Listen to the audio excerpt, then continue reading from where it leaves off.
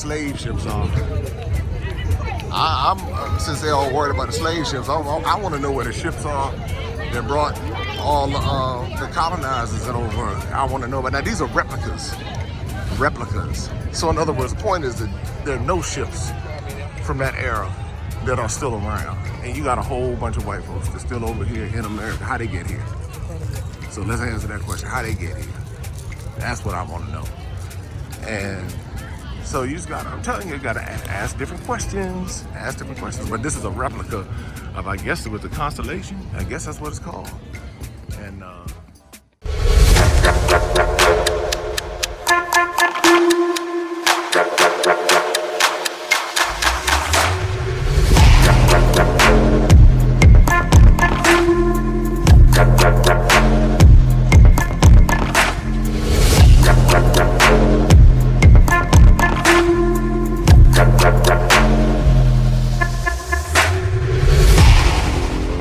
I'm here with Deshaun Gandy all the way from Jersey, and we're actually in Bmore right now, and so we just wrapped up the interview that I did with him, and so with us, we've been talking about. As a matter of fact, you've been following my journey. See, I'm like on the fly with it. Right. He like, all right, fellas.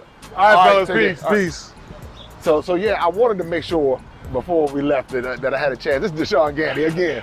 Wanted to make sure we had an opportunity to talk because you came all the way from Jersey, and let's stand over here because I'm looking at the leaves. And we are in Baltimore, the inner harbor of Baltimore. So you came down, and so we were talking about, just you were following my journey. How did my journey, or what brought you here to Baltimore to want to talk about this? Well, you really enlightened me about the continent of Africa. Not just through pictures, not just through information that I could read in the book, but you were boots on the ground. You were, shooting video while you were there in the country, just showing me things. And I'm like learning this stuff like with boots on the ground. And I'm just like, it changed my life. It changed my perception of what I was thinking about Africa. And it even gave me an awakening to how my fellow African Americans around me, family members, friends, associates, even how they were viewing the continent. So when I would mention to them, like, would you guys like to go to Africa for a vacation, stuff like that? People were like, Africa? Please, I don't want to go to Africa for. I ain't going to Africa. And just the negative things that people were saying about Africa, I was just like, yo, this is crazy stuff. So I enjoyed your content so much. It was so informative, or rather it is informative, and just the things that you shared, and I wanted to just share that with other people. And so that's why I wanted to just get a chance to meet up with you and talk about it and discuss some things like that, Well, I appreciate it. I really respect what you're doing. I mean, you got on the road and you drove 3 hours here to Baltimore, and I came from the DC area, and I was like, I wanted to meet you somewhere along this journey because, when a brother is willing to make a move like that, and it's like two brothers here, willing to make a move like that, it tells me that you're serious, and I just want to continue to be able to encourage in any way possible and reach as many people as possible because these stories are so important. Yes, sir. Have you ever been to the continent before? Never been to the continent before, but it's a dream of mine. Like, I want to go. I want to go as soon as possible. Just found out that I have African ancestry roots in Sierra Leone, the Limba people, and also the Bamileke people in Cameroon. And I found that out through African ancestry. Now, I got Cameroon too. I do know that. Mafa tribe, Mafa people in Cameroon. Okay. So let me find out. There's a common thread. I tell people all the time, most of us who are part of the African diaspora can probably be linked to just about every ethnic group in West Africa.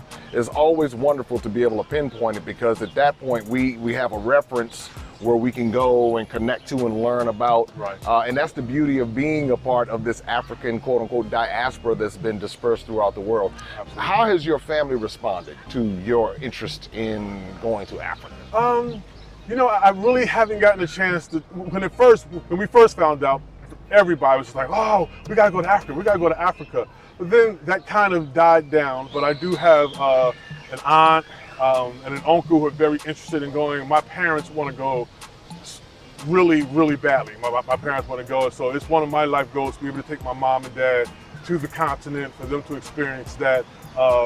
So I kind of get mixed feelings from the family members. You know, we're still living in America where the message that has been given to us is that stay away from Africa. You know, from the way media portrays Africa, the way that it's just portrayed. It's like, you know, it's a shame that the way my perception was of Ethiopians was that they were, you know, starving people who had big bellies, big heads with flies circling around them. And then I went to college and I met just, you know, people from Ethiopia, Somalia. Oh, you even said it right. At first he said Ethiopia. Right. Then I heard the Ethiopian come out. That's all I'm saying. So you know what's happening. Exactly. and just met all these people and I was just like, whoa, wait a minute. Like, these people are nothing like the TV commercials late at night, the books you read, the articles, and just the conversations that African Americans have about the continent.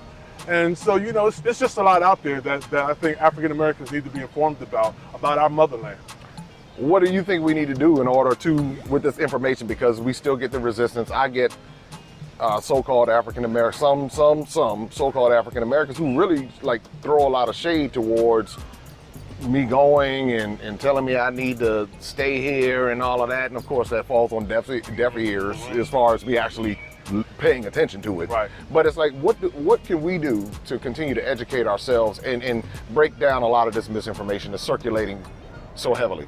I think one of the things is what you're doing, which is why I wanted to interview you and be a part of what you're doing, is testimonies. And you're bringing African Americans over there, boots on the ground, videotaping it, having them there and then talking to them about it and hearing their own personal experience of what it's like and of what they thought it was going to be.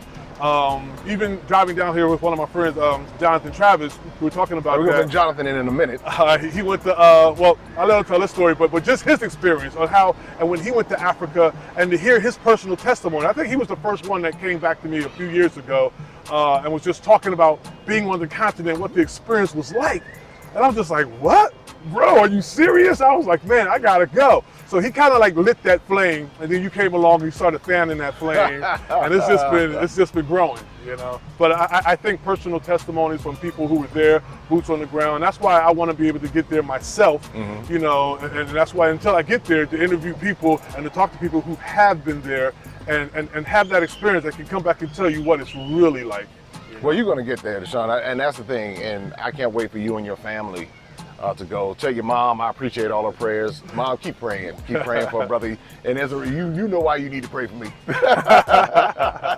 And so I think that it's, you know, it's wonderful to be able to have these connections because we didn't know each other prior to YouTube, Right. and African ancestry, and the reveals and everything. So because of that, these connections are happening and we're educating one another. We're telling our own stories. Right. And Jonathan, come on over here, man. Come on and hop on in here.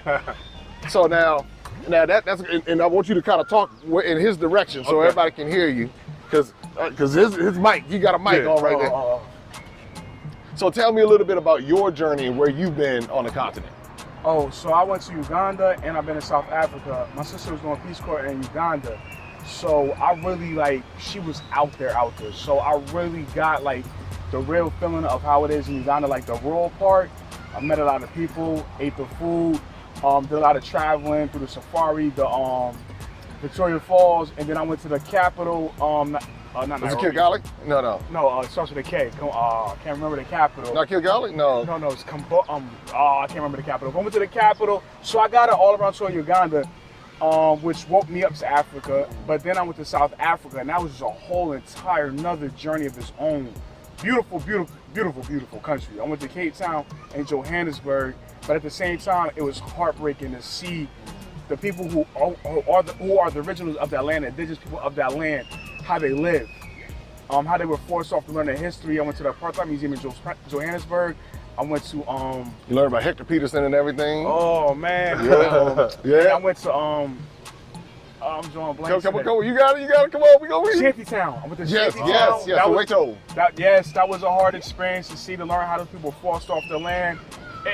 It was a beautiful, beautiful journey in both countries, but at the same time, it was just so hard to just see our people struggling, no matter where we live at, to see us struggling, but to see them struggling on their own land. So I continuously want to go to Africa. I told Deshaun before, I'm gonna go every other year because of the pandemic. That hasn't happened, but I plan to go back to Rwanda. My sister told me to go to Rwanda, and probably go to Rwanda somewhere else next after my next trip's out there. Why do you think people should go to visit the continent, wherever they go, whether it's Rwanda, South Africa? It's basically, you was on the money about it before, like, and Deshaun, what he said too is that we've been lied to. We've been lied to. Like, Africa is not what you think it is. It's better. It's beautiful. The people there take you in, they love you. And on top of that, we just need more of us out there, because a lot of the stuff they learn out there isn't taught by us. It's taught by other people, it's taught by Europeans, and they're not telling the truth. And a lot of them don't even understand or can't even imagine like successful black people, black Americans, period.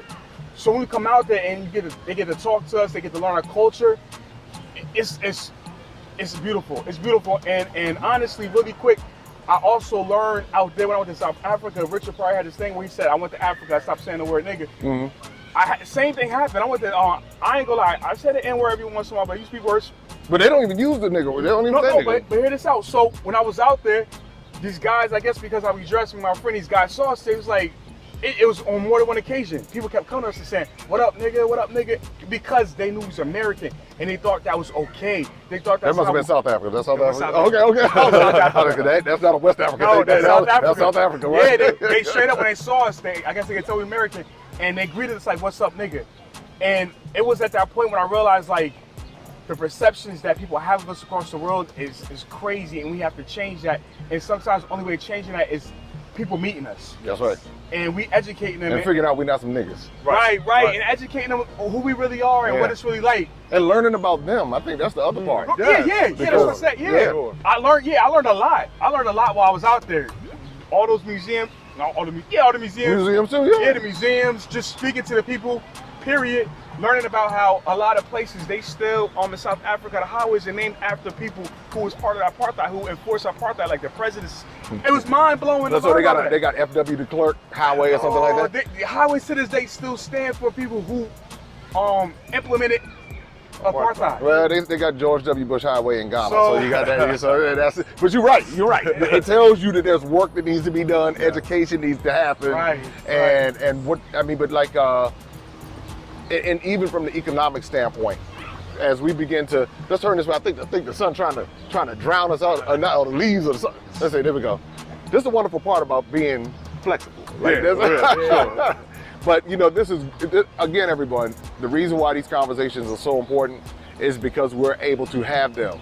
You got 3 brothers right here in the U.S., 2 coming from Jersey, 1 coming from DC. We're here in Baltimore, and this is how we're bridging the gap. We're educating one another. We're having positive conversations about our history in the African diaspora. We're educating ourselves. We're not waiting for somebody else to come along and educate us and tell us what we need to know. We're willing to do it. Deshaun came here because he said, I want to be able to sit down and talk to you and learn even more.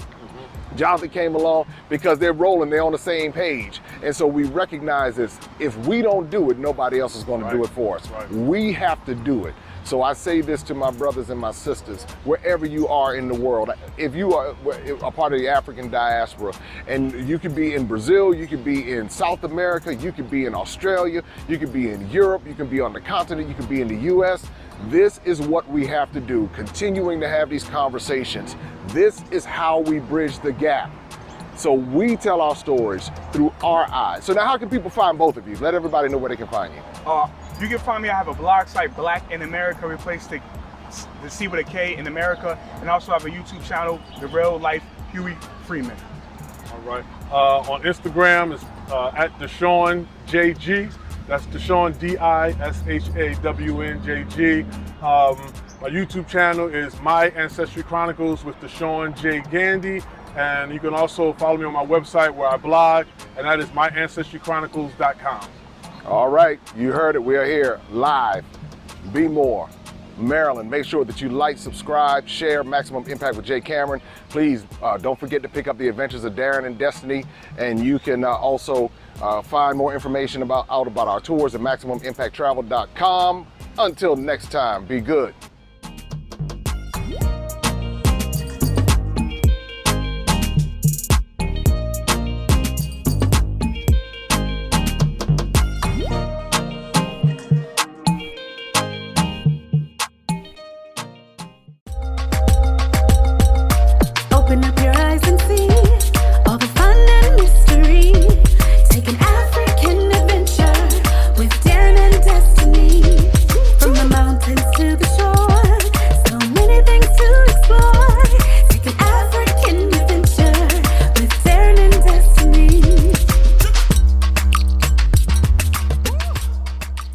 Adventures of Darren and Destiny. And Darren and Destiny are twin brother and sister, and you go on their adventures throughout the African diaspora, meaning so African diaspora destinations, primarily focused in Africa, but we go to South America, we're going to go to the Caribbean. Their first book is going to take you to Ghana, and then we're going to go on a safari.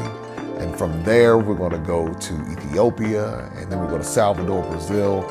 And what the goal is to be able to inspire curiosity in the continent of Africa, in our children from a very young age, and to really tell a more accurate story. Most of our children are exposed to negative images, late night infomercials about how bad things are, everybody's sick, everybody's poor, everyone's uneducated, but that's simply not true. So what Darren and Destiny and their family do is they go to different African destinations. They are learning about these different places. You're beginning to see positive images, but still telling the truth. I mean, that's the important thing, to tell the truth about some of the things that have occurred. But it's all done on our children's level so they begin to understand it.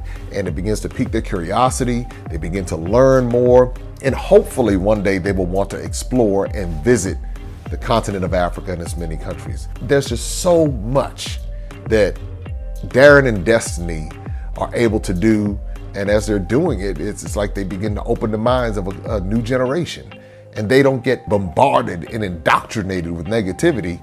They're actually able to see positivity and inspiring images and messages about the African diaspora, as well as those who are still indigenous to the continent of Africa, and they begin to learn more and just see things differently. So I'm excited about introducing the Adventures of Darren and Destiny.